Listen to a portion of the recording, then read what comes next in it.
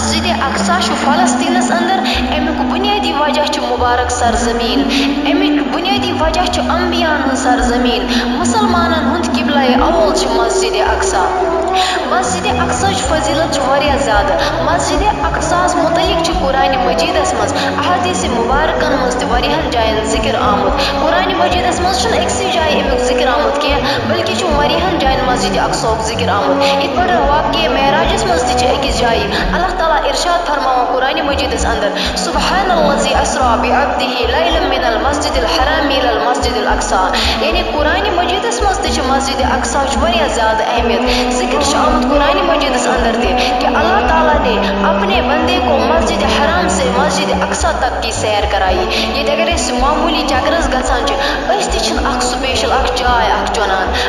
سو جائے چنان پنہ پکنک خاطر کہ یتھ جائے سکون آسان اتھے پٹھ مسجد حرام اتھے پٹھ مسجد اقصا ان جائن اللہ تعالیٰ برکت تھمز ان جائن اللہ تعالیٰ سکون تھومت اور اسی لیے تل حضور پاک صلی اللہ علیہ وسلم کرنے اللہ تعالیٰ سیر مسجد حرام پہ مسجد اقصا تام بیٚیہِ جایہِ اللہ تعالیٰ فرماوان وَنَجَّيْنَاهُ وَلُوطًا إِلَى الْأَرْضِ الَّتِي بَارَكْنَا فِيهَا لِلْعَالَمِينَ یعنی کہ حضرت ابراہیم علیہ السلام حضرت لوط علیہ السلام ہسا نی میں تات جائے کُنتھ یتھ جائے برکت یم نی میں توکن یتھ زمینس پہ برکت برکت یتھ ارد گرد برکت اور حضور صلی اللہ علیہ وسلم تہ واریاہن جائن حدیثن مز مسجد اقصا ذکر کران ات پہ زن حضرت ابو ذر غفاری رضی اللہ عنہ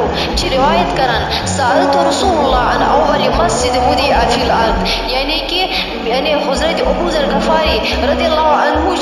عرض کرا یا رسول اللہ صلی اللہ علیہ وسلم گوڑ کس مسجد آئی بنان زمینس پہ اور حضور پاک صلی اللہ علیہ وسلم واپس فرماوان قال المسجد الحرام گوڑ آئی بنان مسجد الحرام اور تم پت حضرت ابو ذر غفاری رضی اللہ عنہ واپس عرض کران یا رسول اللہ تم پت کس مسجد آئی بنان اور رسول پاک صلی اللہ علیہ وسلم فرماوان تم پتہ آئی بنان مسجد الاقصا مسجد الاقصا برکت واجن مسجد ات مز نماز پڑھنس تہ واریاہ زیادہ فضیلت میری پیاری ماؤں اور بہنوں اسلام کو کوئی مٹا نہیں سکتا ایسے مسجدوں کو کوئی مٹا نہیں سکتا ہمارے قرآن مجید کو کوئی دنیا کا انسان مٹا نہیں سکتا آج واریاہ زیادہ مسلمانن پہ اٹیک کرن آج مسجدن پہ اٹیک کرن آج قرآن شریفس پہ اٹیک کرن واتان ورتمت واریاہ زیادہ لوگ کہ دنیاہس مز واریاہ زیادہ ورتمت مسلمانن خلاف اسلامس خلاف قرآن شریفس خلاف لیکن ان کو شاید پتہ نہیں ہے کہ اسلام مٹانے سے کبھی مٹے گا نہیں مسلمان مٹانے سے کبھی مٹے گا نہیں قرآن مٹانے سے